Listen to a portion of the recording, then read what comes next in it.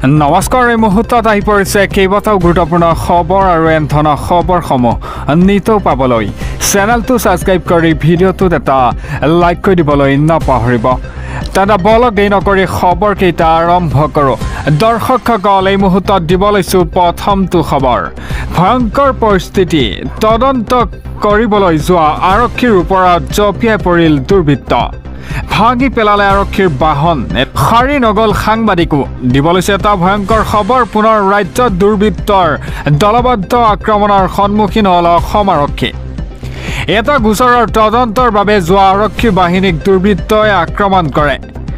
হাতে হাতে লাঠি চোকা অস্ত্ৰ লৈ আৰক্ষীক ভয়ংকৰ আক্ৰমণ কৰে দুৰ্বৃত্তই।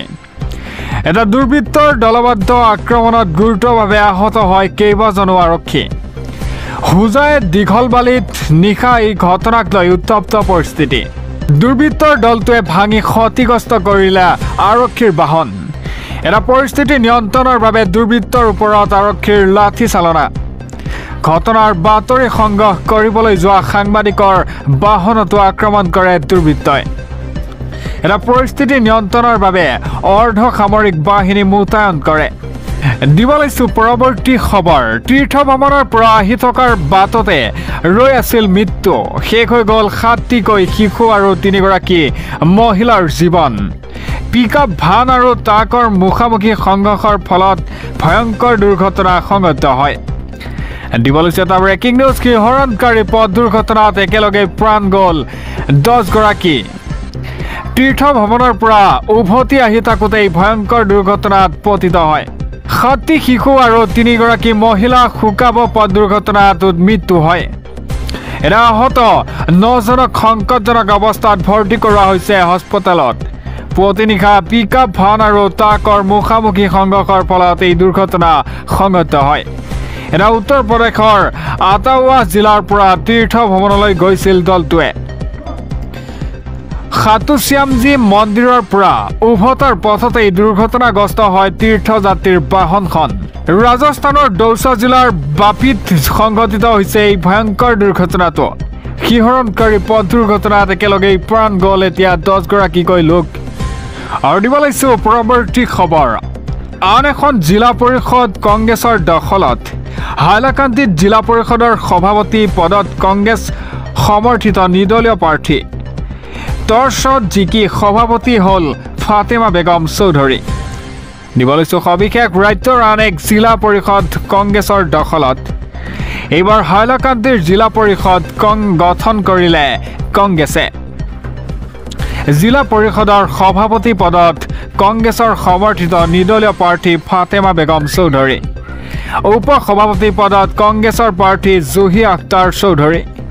এনে হাইলাকান্দিৰ 8খনকৈ জিলা পৰিষদৰ 3খনকৈ দখল কৰিছে এতিয়া কংগ্ৰেছ আৰু বিজেপিয়ে। 2খনকৈ জিলা পৰিষদত দখল কৰিছিল নিৰ্দলীয় প্ৰাৰ্থীয়ে। ফলত জিলা পৰিষদ গঠন কৰিবলৈ অনুষ্ঠিত হয় গোপন ভোটগ্ৰহণ। গোপন ভোটগ্ৰহণত কংগ্ৰেছ আৰু বিজেপি প্ৰাৰ্থীয়ে লাভ কৰে 4টাকৈ ভোট, যাৰ ফলত কংগ্ৰেছ আৰু বিজেপি প্ৰাৰ্থীৰ মাজত অনুষ্ঠিত হয় টছ। এটা টছত জয়ী হয় কংগ্ৰেছৰ সমৰ্থিত ফাতেমা বেগম চৌধুৰী। ৰাজ্যৰ আন এখন জিলা পৰিষদ কংগ্ৰেছৰ দখলত। আৰু দিব লৈছোঁ পৰৱৰ্তী খবৰ। আধাৰ কাৰ্ড, পেন কাৰ্ড, ভোটাৰ থাকিলেই কোনো লোক ভাৰতীয় নহয়। ভাৰতীয় নাগৰিকত্বক লৈ এতিয়া বৃহৎ ৰায়দান উচ্চ ন্যায়ালয়। এজন বাংলাদেশী নাগৰিকৰ আবেদন নাকচ কৰি ন্যায়ালয়ে ক'লে কেনেকৈ প্ৰমাণ হয় নাগৰিকত্ব। আপোনালোকক সবিশেষ জনাই আছোঁ। আধাৰ কাৰ্ড, পেন কাৰ্ড থাকিলেই কোনো লোক ভাৰতীয় নহয়। ভোটাৰ কাৰ্ড থাকিলেও লাভ নকৰে এতিয়া ভাৰতীয় নাগৰিকৰ পৰিচয়। Aadhaar card, PAN card, voter card কেৱল পৰিচয় প্ৰমাণ পত্ৰ হ'ব পাৰে। এনে পৰিচয় পত্ৰ কেৱল সংশ্লিষ্ট সেৱাৰ বাবেহে দিয়া হয়। এইসমূহ পৰিচয় পত্ৰৰ দ্বাৰা নাগৰিকত্ব প্ৰমাণ কৰিব নোৱাৰি। নাগৰিকত্ব নিৰ্ণয় হয় নাগৰিকত্ব আইন 1955 অনুসৰি। ভাৰতীয় নাগৰিকত্বক লৈ এটা বৃহৎ ৰায়দান উচ্চ ন্যায়ালয়। এজন বাংলাদেশীৰ নাগৰিকৰ আবেদন নাকচ কৰি ৰায় ন্যায়ালয়ৰ। মুম্বাই সমীপৰ থানেৰ পৰা আৰক্ষীয়ে গ্ৰেপ্তাৰ কৰিছিল লোকজনক। বাবু আব্দুল ৰৌফ চৰ্দাৰে জামিন বিচাৰি আবেদন কৰিছিল ন্যায়ালয়ত।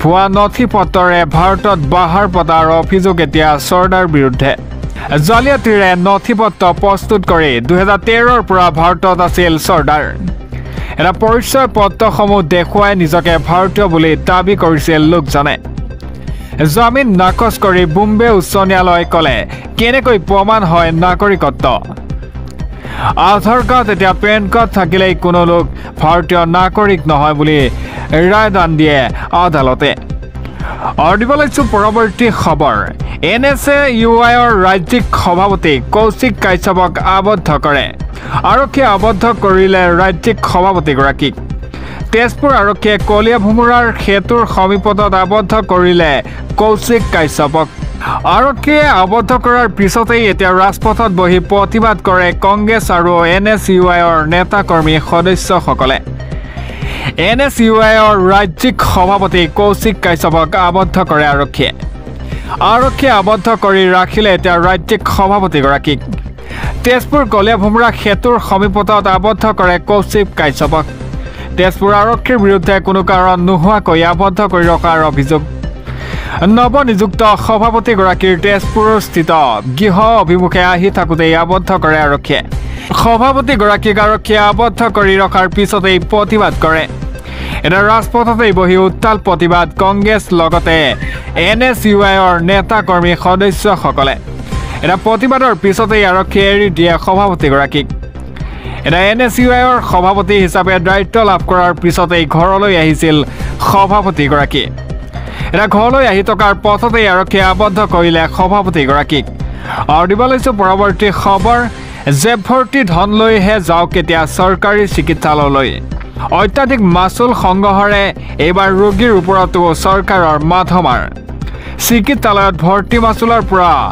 ICUলৈ ৰাজ্যিক কৰ্কট প্ৰতিষ্ঠানে কেইবাগুণো পৰ্যন্ত বৃদ্ধি কৰিলে ৰোগীৰ চিকিৎসাৰ বিভিন্ন মাচুল কোনটো সেৱাত এতিয়াৰ পৰা আপুনি কিমান দিব লাগিব মাচুল আপোনালোকক সবিশেষ জনাই আছো জনসেৱাৰ কথা কোৱা চৰকাৰৰ এইবাৰ মাধমাৰ ৰোগীৰ ওপৰত অত্যাধিক মাচুল সংগ্ৰহেৰে কেঞ্চাৰ ৰোগী মাধমাৰ খুদাইছে চৰকাৰে ৰাজ্যিক কৰ্কট প্ৰতিষ্ঠানে বৃদ্ধি কৰিলে কৰ্কট ৰোগীৰ চিকিৎসাৰ ভিন্ন মাচুল এতিয়াৰ পৰা চিকিৎসালয়ত ভৰ্তি কৰাৰ সময়ত দিব লাগিব 10,000 টকা অত্যাধিক হাৰত বৃদ্ধি কৰা হৈছে জেনেৰেল ব্ৰেডৰ মাচুল পূৰ্বে 200 টকাৰ পৰিৱৰ্তে এতিয়াৰ পৰা দিব লাগিব 1500 টকা এটা পঞ্জীয়ন মাচুল 100 টকাৰ পৰিৱৰ্তে এতিয়াৰ পৰা হলগৈ 360 টকা ICU মাচুল প্ৰায় 3 গুণ বৃদ্ধি কৰিলে ৰাজ্যিক কৰ্কট প্ৰতিষ্ঠানে পূৰ্বে 1500 টকা ICU মাচুল এতিয়াৰ পৰা হ'ব 4000 টকা অৱশ্যে PMJY কাৰ্ড থকা সকলৰ বাবে সমস্যা নহয় এই ক্ষেত্ৰত কাৰ্ড নথকা বা আৰ্থিকভাৱে সবল লোকৰ ক্ষেত্ৰত প্ৰযোজ্য হ'ব এই নিয়ম PMJY কাৰ্ড নাথাকিলেও যদি আৰ্থিকভাৱে সবল নহয় তেতিয়াও পাব ৰেহাই এটা জনসেৱা কথা কোৱা চৰকাৰৰ এইবাৰ মাধমা ৰোগীৰ ওপৰত দিবলৈছো পৰৱৰ্তী খবৰ বিপদত এতিয়া ৰাজ্যিক বিজেপিৰ সভাপতি জনজাতীয় লোকৰ স্বাৰ্থ বিৰোধী মন্তব্য কৰাৰ অভিযোগ এতিয়া দিলীপ শইকীয়াৰ বিৰুদ্ধে ট্ৰাইবেল অধ্যুষিত এলেকাত এতিয়া দিলীপ শইকীয়াৰ বৰ্জনৰ আহ্বান জনজাতীয় লোকৰ স্বাৰ্থত এতিয়া বিৰোধী মন্তব্য কৰি বিপদত পৰিছে ৰাজ্যিক বিজেপিৰ সভাপতি ট্ৰাইবেল অধ্যুষিত এলেকাত দিলীপ শইকীয়াক বৰ্জনৰ আহ্বান দিলীপ শইকীয়াৰ বিৰুদ্ধে জনজাতীয় লোকৰ স্বাৰ্থ বিৰোধী মন্তব্য কৰাৰ অভিযোগ অবড়ো লোকসকলে স্বায়ত্তশাসিত অঞ্চলত মাটি ক্ৰয় কৰিব পাৰিব বুলি কৰিছিল মন্তব্য এটা ৰাজ্যিক বিজেপিৰ সভাপতিৰ মন্তব্যৰ পিছতে ক্ষুব্ধ সদৌ অসম ট্ৰাইবেল সংঘ দিলীপ শইকীয়াৰ এই মন্তব্য জনজাতি বিৰোধী আৰু দুৰ্ভাগ্যজনক দিলীপ শইকীয়াৰ এই মন্তব্য উঠাই নোলোৱাৰ পৰ্যন্ত বহাল থাকিব বৰ্জনৰ সিদ্ধান্ত জনজাতীয় লোকৰ স্বাৰ্থ বিৰোধী মন্তব্য কৰি বিপদত এতিয়া ৰাজ্যিক বিজেপিৰ সভাপতি দিলীপ শইকীয়া দিবলৈছো পৰৱৰ্তী খবৰ আৰক্ষী জালত এতিয়া বিতৰ্কিত ইউটিউবাৰ চুমি আখতাৰ অসমীয়াক লৈ তুচ্ছ তাচ্ছিল্য মন্তব্য কৰিছিল চুমিয়ে এটা সামাজিক মাধ্যমত অসমীয়া জাতিক চৰম অপমান কৰি দিছিল পোষ্ট অসমীয়াক লৈ তুচ্ছ তাচ্ছিল্য মন্তব্য কৰি গ্ৰেপ্তাৰ হ'ল এতিয়া ইউটিউবাৰ চুমি লাহৰীঘাট আৰক্ষীৰ জালত এতিয়া বিতৰ্কিত ইউটিউবাৰ চুমি আখতাৰ সামাজিক মাধ্যমত অসমীয়া জাতিক চৰম অপমান কৰি দিছিল পোষ্ট। ভিডিঅ'টো আপলোড হোৱাৰ পিছতেই ৰাজ্যজুৰি সৃষ্টি হৈছিল প্ৰতিক্ৰিয়া। অৱশেষত লাহৰীঘাট আৰক্ষীয়ে গৰৈমাৰীৰ পৰা গ্ৰেপ্তাৰ কৰিলে চুমিক। বিতৰ্কিত ইউটিউবাৰ চুমিক এতিয়া লাহৰীঘাট থানাত আৰক্ষীয়ে সোধা পোছা কৰে। অসমীয়াক লৈ তুচ্ছ তাচ্ছিল্য মন্তব্য কৰি গ্ৰেপ্তাৰ হ'ল ইউটিউবাৰ চুমি।